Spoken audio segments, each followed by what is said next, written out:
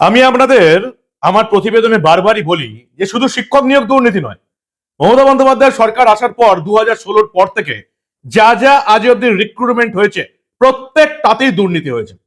আরো স্পেসিফিক্যালি বলতে গেলে বলতে হয় 2011-তে আমরা পরিবর্তনের সরকার নিয়ে এলাম। আমরা ভাবলাম সিপিএম এর দাদাগিরি চলে যাবে, সিপিএম এর চুরি দুর্নীতি চলে যাবে। 2014 অব্দি তো হানিমুন পিরিয়ড চলছিল, তখন তো বাংলার মানুষ অতটা বুঝতেও পারেনি। 2014-র পর বাংলার রাজনৈতিক মঞ্চে চলে এলেন ভাইপো। তার আগে সিপিএম এর সঙ্গে এই লড়াইয়ে তার বিন্দুমাত্র ভূমিকা ছিল না। ভাইপো আসার পর থেকে যতগুলো রিক্রুট হয়েছে প্রত্যেকটাতেই কন্ট্রোভার্সি, প্রত্যেকটাতেই চুরি হয়েছে, ডাকাতি হয়েছে। 2016 থেকে শুরু করে আজ অব্দি চুরি ডাকাতি হয়নি এমন রিক্রুট কোথাও হয়নি। আমি আপনাদের বারবার বলেছি যে এই যে শিক্ষক নিয়োগ দুর্নীতিতে আমরা দেখতে পাচ্ছি, যেগুলোতে যেদিন কোনোদিন আদালতে মামলা ওঠে, পুলিশ রিক্রুট হোক বা দমকলে রিক্রুট হোক বা অন্যান্য পিডব্লিউডি যেখানে চাকরিতে নিয়োগ হয়েছে সেখানেই দুর্নীতি হয়েছে।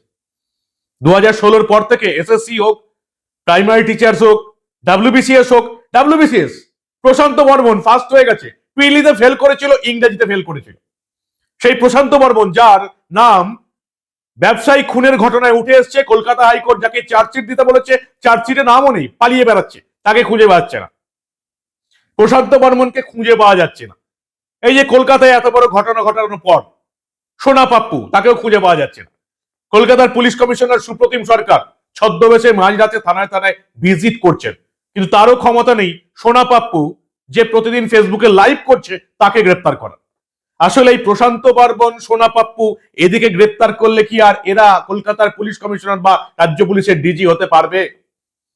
কলকাতার পুলিশ কমিশনার প্রাক্তন মনোজ বার্মা, তাকে দিয়ে ফাইল ডাকাতি করিয়েছেন মমতা বন্দ্যোপাধ্যায়। রাজীব কুমার রাজ্য পুলিশের ডিজি, ফাইল ডাকাতি করিয়েছেন মমতা বন্দ্যোপাধ্যায়।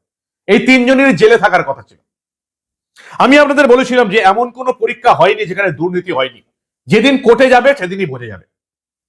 এবার পুলিশ, রাজ্য পুলিশের কনস্টেবল নিয়োগের লিখিত পরীক্ষা হয়েছে এবং সেখানেও বড় সড় দুর্নীতি হয়েছে এমন অভিযোগ কলকাতা হাইকোর্টে জমা পড়ে গেছে। কলকাতা হাইকোর্ট তার বিচারপতি পুলিশ রিক্রুটমেন্ট বোর্ডকে পরিষ্কার নির্দেশ দিয়েছেন, বিচারপতি সৌগত ভট্টাচার্য, যে লিখিত পরীক্ষার নম্বর সহ মেধা তালিকা প্রকাশ করতে হবে।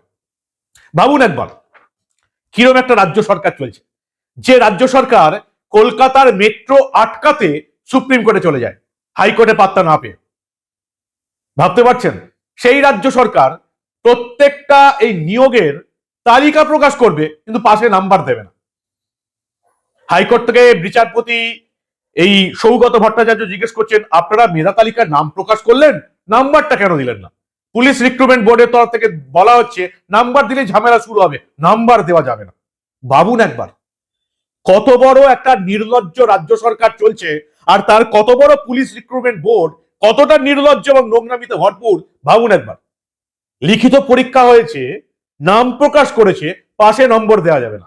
নম্বর দিলেই যে মামলা হবে, নম্বর দিলেই ধরা পড়ে যাবে। পুলিশের কনস্টেবল রিক্রুট পরীক্ষা 2024 সালে নিয়োগ বিজ্ঞপ্তি বেরিয়েছিল, 2025 সালে পরীক্ষা হয়েছিল। সেই পরীক্ষার ফল প্রকাশিত হয়েছে 29 ডিসেম্বর 2025, এবং বাকি আগের সব পরীক্ষাগুলোর মতো, সেটা এসএসসির নিয়োগ হোক বা প্রাইমারি টিচার্স হোক, ওই কোন রকম একটা ফল প্রকাশ করে দিয়েছে, তাতে না আছে কোনো নাম, ঠিক না আছে কোনো ঠিকানা, না আছে কোনো নাম্বার। কিছুতেই আমাদের রাজ্য সরকার একটা পরিচ্ছন্ন নিয়োগ তালিকা প্রকাশ করবে না। এরা ঠিক করে নিয়েছে আমরা দুর্নীতি করব, চুরি করব, সেই চুরি দুর্নীতিটাকেই মানুষ তো ছেড়ে দিন, হাইকোর্টকেও মানতে হবে। নম্বর ছাড়াই ফল প্রকাশ হয়েছে, কি অদ্ভুত ব্যাপার নয়? প্রতিটা ক্ষেত্রে চুরি দুর্নীতি করতেই হবে এবং সেই চুরির দুর্নীতি ঢাকতে নম্বর প্রকাশ করা যাবে না। নম্বর ছাড়া ফল প্রকাশের সিদ্ধান্তকে চ্যালেঞ্জ জানিয়ে আদালতের দ্বারস্থ হয়েছেন কয়েকজন পরীক্ষার্থী। তাদের অভিযোগ হচ্ছে নম্বর প্রকাশ না হয় নির্বাচনী প্রক্রিয়ার স্বচ্ছতা নিয়ে প্রশ্ন উঠেছে। স্বাভাবিক প্রশ্ন, খুব সঠিক প্রশ্ন। আপনি মেধা তালিকা প্রকাশ করবেন আর পাশে নাম্বার দেবেন না, সেটা কিরকম ভাবে হতে পারে? টাকা নিচ্ছেন পরীক্ষা নেবার জন্য, বিনা পয়সায় কেউ পরীক্ষা দিচ্ছে না। সেই মামলার শুনানিতে আদালত স্পষ্ট করে দিল, লিখিত পরীক্ষায় প্রাপ্ত নাম্বার সহ পূর্ণাঙ্গ তালিকা প্রকাশ করতে হবে, ইন্টারভিউ শুরু হওয়ার আগেই প্রকাশ করতে হবে, এবং হাইকোর্টের এই নির্দেশের জেরে এই প্রক্রিয়ায় স্বচ্ছতা আসবে বলেই মনে করছে সংশ্লিষ্ট মহল। মামলাকারীদের বক্তব্য ছিল, প্রার্থীদের একটি তালিকা প্রকাশ করা হলেও সেখানে কোনো প্রার্থীর প্রাপ্ত নম্বর বা বিশদ তথ্য কিচ্ছু দেওয়া হয়নি, শুধু নাম প্রকাশ করে দিয়েছে। শুধু সাধারণ শ্রেণীর প্রার্থীরা নয়, তফসিলি জাতি, উপজাতি, ওবিসি এই প্রার্থীরাও দাবি করেছেন যে নিয়োগ প্রক্রিয়ায় স্বচ্ছতা বজায় রাখতে হলে প্রত্যেক প্রার্থীর নাম, ঠিকানা, প্রাপ্ত নম্বর পরিষ্কার করে প্রকাশ করতে হবে। তবেই তো বোঝা যাবে মেধা ভিত্তিতে কার কোথায় অবস্থান। ধরুন 100 নম্বরের পরীক্ষা হয়েছে, আপনি নাম তালিকা প্রকাশ করে দিলেন, কেউ জানলোই না যে কত কাট অফ মার্কস। আপনাকে তো বলতে হবে যে আমি 100 নম্বরের পরীক্ষা নিয়েছি, 80 নম্বর কি 95 নম্বর কাট অফ মার্কস, এই 95 নম্বরের উপরে এরা পেয়েছে। এবার কেউ ধরুন আমি পরীক্ষা দিয়েছি, আমার যদি মনে হয় যে আমি 100তে 100ই পেয়েছি, অথচ আমার তালিকায় নাম ওঠেনি, তাহলে আমি মামলা করবো। মাধ্যমিক উচ্চ মাধ্যমিকের ক্ষেত্রে যেমন হয়, এক্ষেত্রেও একই নিয়ম করা উচিত যে যদি কারো মনে হয় কাট অফ মার্কস দেখে যে তার উপরে নাম্বার পেয়েছে, তার নাম মেধা তালিকায় থাকার কথা, নিয়োগ তালিকায় থাকার কথা, তার চেয়ে একটা সার্টেন অ্যামাউন্ট টাকা জমা দিয়ে কোর্টে মামলা করতে পারে। এই টাকাটা আপনারা ঠিক করুন, 5,000, 10,000, 15,000, 25,000 ঠিক করুন। যদি 25,000 ঠিক করেন তাহলে যারা যোগ্য প্রার্থী একমাত্র তারাই মামলা করবেন।